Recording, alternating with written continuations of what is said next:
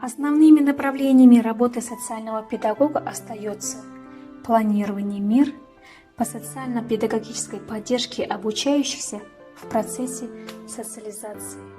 В работе социального педагога очень важно, чтобы в период пандемии и дети, и родители не оставались без внимания. А для этого очень важно тесное сотрудничество не только с родителями и с классными руководителями, но и с предметниками, чтобы знать настроение каждого ребенка, знать микроклимат семьи.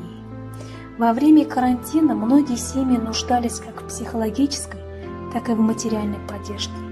Для оказания помощи данным семьям мы сотрудничали с благотворительным фондом «Жаздарын», руководитель Ищенко Татьяна Германовна и волонтерской группой «Адам Бол».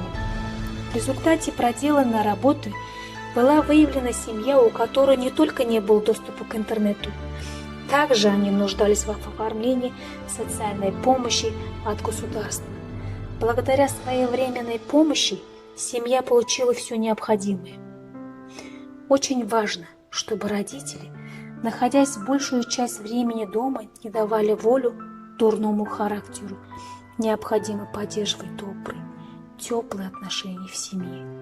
Для этого мною были проведены консультации в онлайн-режиме по актуальным вопросам социально-педагогической помощи для предотвращения насилия в семье.